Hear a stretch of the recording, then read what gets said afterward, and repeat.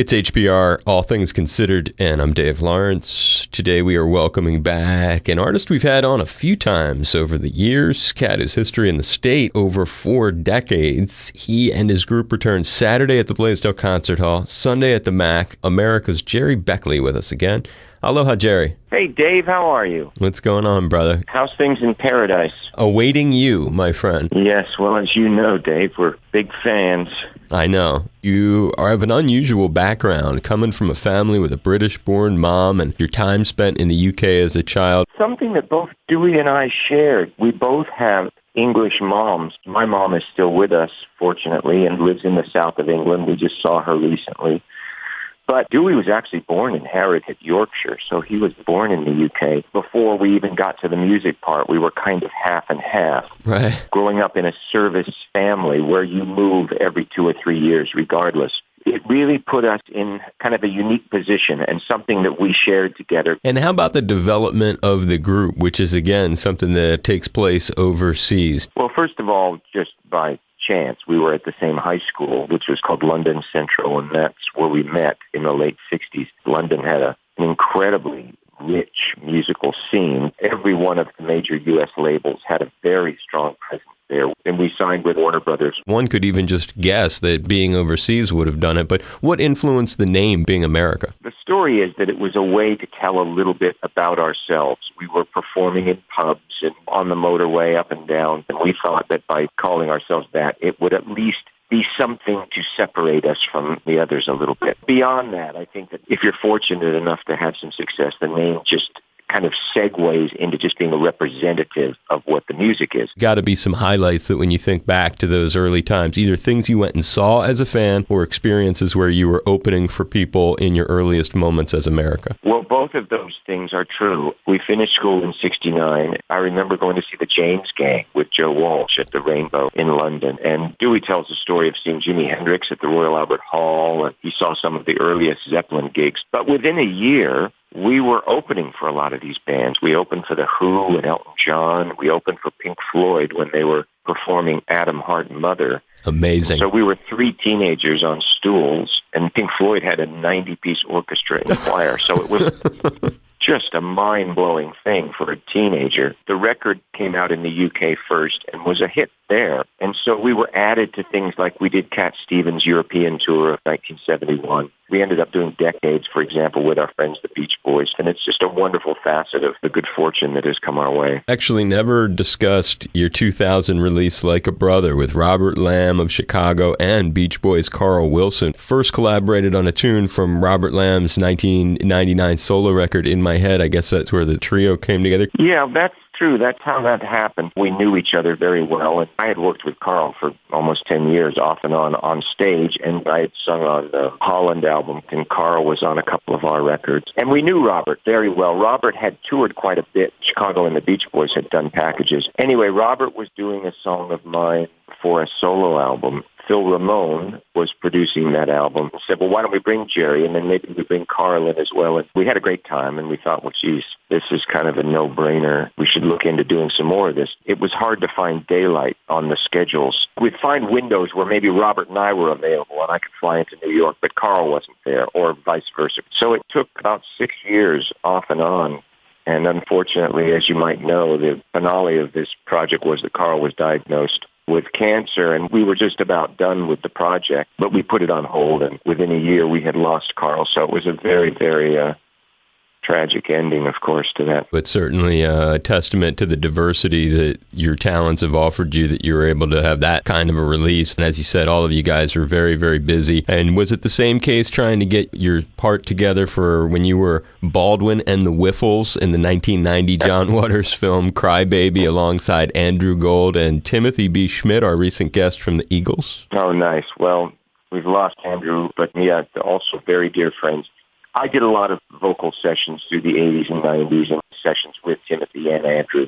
We actually did the Chipmunks. I think we were all Chipmunks. At least Andrew was. I'm not sure if Timothy was. The John Waters project, they needed this doo-wop band, and John Boylan was putting the music together, and I became Baldwin and the Whiffles. One of the great things about that project was normally you do the music for a movie near the end of the project. Right. In this case, it was basically a musical, and so all of the songs had to be cut ahead of time. One of the earliest Johnny Depp feature films, and because all the music was done ahead of time, I got to go to Baltimore and watch them film it. As you said, you guys were always so busy, so it was hard to get time to do these kinds of things. And some of that busyness, and I have to credit Steve, my mystery emailer, who gets me all of my historical stuff from the last 50 years in Hawaii. But because your memory is among the best every time we talk, it's like we're back in 1973, like perhaps in March of 73, when you guys did your first show ever here. It was before a sold-out show at the Blaisdell Arena. Dewey was 21, you were 20, Dan 22. Opening act was David Blue, accompanied by David Lindley. Anything come to mind? That's really great. Well, you know what? Full disclosure, I don't really remember too much. I have so many great memories of Blaisdell and HIC over the decades.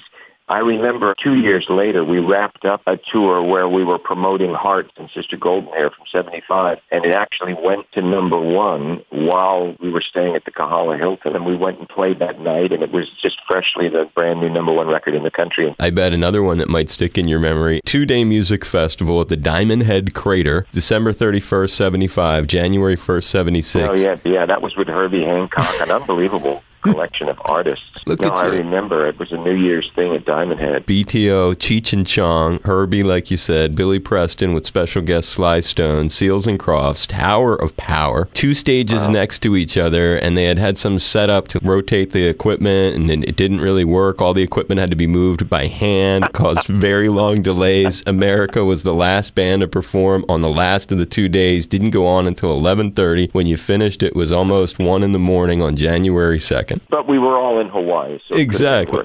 Do you remember playing at the stadium in 1976? Yes, I do. We did that with Henry, with Cecilia and Capono. Exactly. And I can tell you that was July 5th, 1976. We did a series of 3 stadiums around the bicentennial. Oakland Stadium with the Beach Boys and I think Santana on July 2nd. We then came to L.A. and played Anaheim Stadium on the 3rd. And we then flew on the 4th, so we weren't actually playing on the actual birth date. And then we did the Honolulu Stadium on the 5th with C.L. Capono and I think a few other acts. Flash Cadillac and the Continental Kids was also on that. Okay.